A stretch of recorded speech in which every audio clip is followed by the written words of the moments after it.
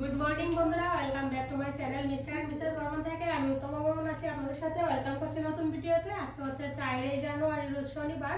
তো আজকে সৃষ্টির স্কুলে বই দেওয়ার কথা, বোর্ডের বই দিবে, প্লাস কিনা বইগুলো সবগুলো দেওয়ার কথা। তো চলেন স্কুলে যাই, গিয়ে দেখি কি অবস্থা। যদি দেয় তো দিবে, আর না হলে হয়তো কালকে আর কি।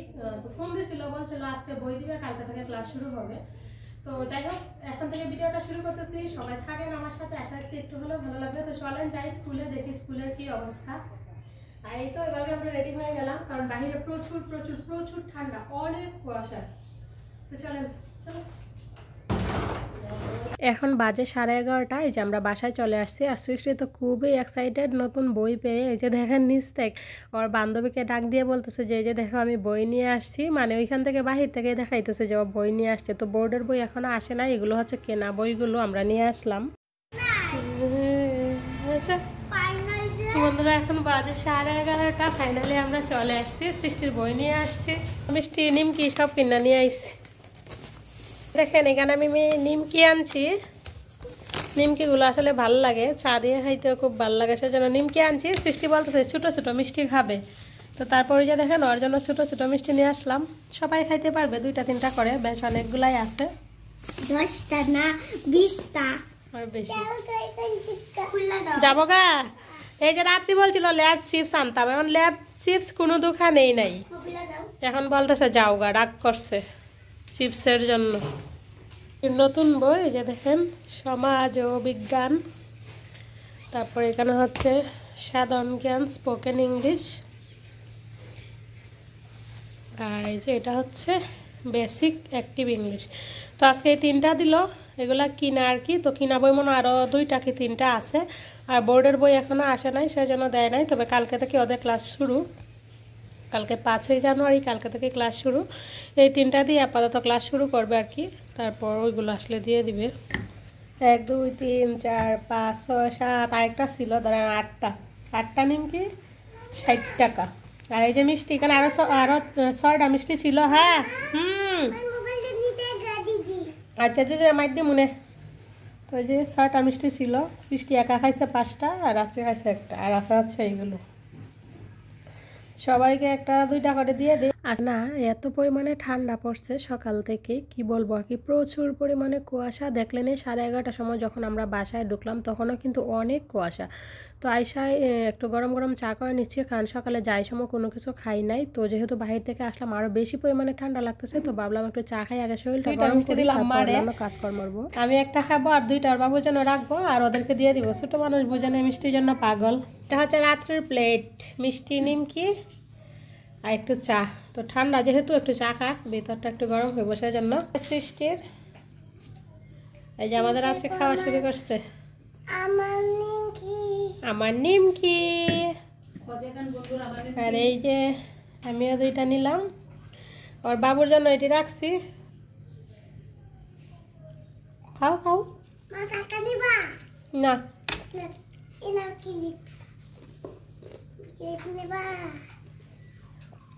তো আমার প্রিয় বন্ধুদের কাছে প্রত্যেক দিনের মতো আজকে একটু রিকোয়েস্ট করে নিব। তো আপনি যদি আমার সাথে থেকে থাকেন, ভিডিওটা এই পর্যন্ত দেখে থাকেন, একটা লাইক দিতে ভুলে যান, তাহলে প্লিজ দয়া করে একটা লাইক দিয়ে দিবেন, আর একটা কমেন্টস করে জানিয়ে দিবেন আপনার মতামতগুলো। আর আমার ভিডিওর কোথাও কোনো অংশ যদি আপনার কাছে বিন্দু পরিমাণ ভালো লেগে থাকে, আপনি যদি আমার এই ভিডিওগুলো প্রত্যেক দিন দেখতে চান, তাহলে অবশ্যই আমার চ্যানেলটাকে সাবস্ক্রাইব করে রাখবেন, যাতে ভিডিও দেওয়া নোটিফিকেশন আপনার কাছে পৌঁছে যায়, আপনি আপনার সময় সুযোগ অনুযায়ী ভিডিওগুলো দেখে নিতে পারেন।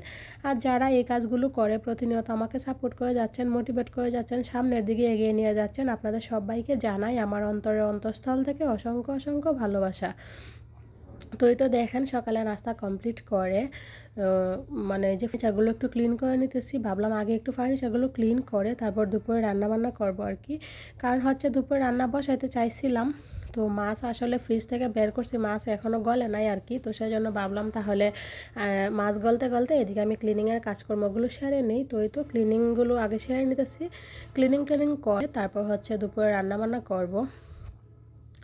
আর কি বলে জানি, হ্যাঁ, ওয়াল ক্যাবিনেটটা একটু আগে মুছে নিচ্ছি, কারণ ওয়াল ক্যাবিনেটটা যেহেতু গ্লাসের, মানে ময়লা পড়লে আগে বোঝা যায় আর কি আপচাপে, তো সেই জন্য আগে ওয়াল ক্যাবিনেটটা মুছে নিলাম। ওয়াল ক্যাবিনেটটা মুছে নিয়ে তারপরে যে ফ্রিজটা একটু মুছে নিচ্ছি। তো হাতে যেহেতু সময় মাছ এখনও গলে নাই, মাছ গললে পরে রান্না করবো আর কি, তো ভাবলাম তাহলে সব কিছু একটু সুন্দর করে গুছিয়ে নিই, মানে মুছে নিই। তো ফ্রিজটা মোছা হয়ে গেলে তারপর ফ্রিজের উপরে যে একটা ফুল রাখছিলাম আর্টিফিশিয়াল, তো সেটা একটু ধুলা জায়রা নিলাম আর কি।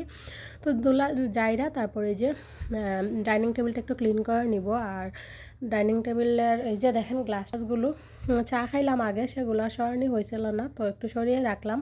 আর যে ইলেকট্রিক কেটলি, এটা এখন আমার ডাইনিং টেবিলে থাকবেই, কারণ একটু পরে পরে পানি গরম করতে হয়, শীতের সময় বুঝে নেয়। আর এই যে দেখেন সৃষ্টি বাবু যে সেদিন অফিস থেকে ফুলগুলো নিয়ে আসছিল, এই পানিতে ভিজায় রাখাতে না ফুলগুলো খুব সুন্দর ফুটতেছে, মানে এক এক দিন করে এক একটা ফুল ফুটতেছে, খুব ভালো লাগতেছে।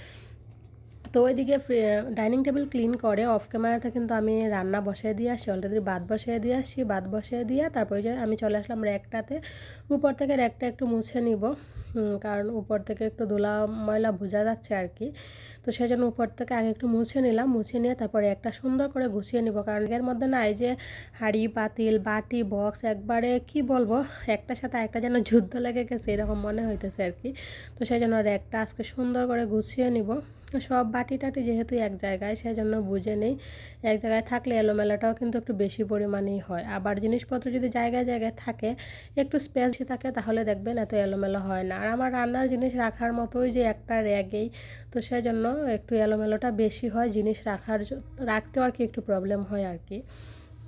আগে একটা র্যাক ছিল, যখন আমি ট্রান্সফার হয়ে এই বাসায় আসি তখন আসলে একটু ভেঙে গেছিলো, সেজন্য একটা ভাঙাড়িকে দিয়ে দিছিলাম। তো এখানে এসে কিনবো করে আর কোনো র্যাক কিনা হইতেছে না, আর এখন তো সম্ভবই না, এখন এমনিতে অনেকটা প্রবলেমের মধ্য দিয়ে যাচ্ছি। তো চলতে থাকি এইভাবে, দেখি কতদিন চলতে পারি, ঈশ্বর কতদিন এভাবে রাখে। তো এই তো দেখেন সুন্দর করে একটু গুছিয়ে নিলাম বক্স টক্সগুলো যা ছিল, তারপর মশলার বয়ম টয়মগুলো বিস্কিট টিস্কিটগুলো সবগুলো গুছিয়ে আবার এইদিকে একটু মুছে নিলাম। দেখেন তো আমার একটা এখন কেমন লাগতেছে, আমার কাছে তো খুবই ভালো লাগতেছে। আপনাদের কাছে কেমন লাগতেছে একটু কমেন্টস করে জানাবেন, কারণ আপনাদের একটা লাইক আর একটা কমেন্টস আমাকে উৎসাহিত করে নতুন নতুন ভিডিও তৈরি করার জন্য। আর আজকে দুপুরে রান্নাবান্নাটা না সম্পূর্ণ অফ ক্যামেরাতে করে নিছি। এই যে দেখেন এখানে হচ্ছে ভাজি করছি সিম আলু ফুলকপি দিয়ে, আর তার সাথে এখানে শিং মাছ দিয়ে ঝোল রান্না করছি শুধু টমেটো দিয়ে। তো দুপুরে খাওয়া দাওয়া কমপ্লিট করে এবার ভাবলাম ওই যে কালকে রাতে যে ডিম নিয়ে আসছিল, ডিমগুলো তো আসলে পরিষ্কার করি নাই। তো শীতের সময় যেহেতু এত সমস্যাও নাই, সেজন্য আর এত তাড়াহুড়া করে করি নাই। তো চলেন এবার ডিমগুলো আগে একটু ডিম দিয়ে ভিজিয়ে রাখি, তারপর ধুয়ে নিই। অফ ক্যামেরাতে ডিম টিম ধুয়ে তারপর গেছিলাম ছাদে। আর আজকে না প্রায় দুপুর 1টার দিকে এত সুন্দর রোদ উঠছিল, তো যেগুলো আর কি কাপড় চোপড় ভিজা ছিল, মানে হালকা হালকা ভিজে ছিল, তারপর কিছু আসলে একদম বুঝেন না, শীতের সময় ঠান্ডা হয়ে থাকে এমনিতেই, এরকম কাপড় চোপড়ও ছিল, সবগুলো আমি ছাদে নিয়ে গেছিলাম। তারপর খুব সুন্দর ছাদ থেকে আজকে শুকিয়ে কাপড়গুলো নিয়ে আসলাম। আর এই যে 2-3 ঘন্টা রোদ দিছে, প্রত্যেকদিন যদি এই 2-3 ঘন্টা করে রোদ দেয় তাহলে দেখবেন যে যে বেশি পরিমাণে শীত মানে ঠান্ডা লাগে, সেই ঠান্ডার অনুভূতিটাও কিন্তু কম হয়, তার সাথে কাপড় চোপড়গুলো কিন্তু হালকা গরম হয়ে যায়।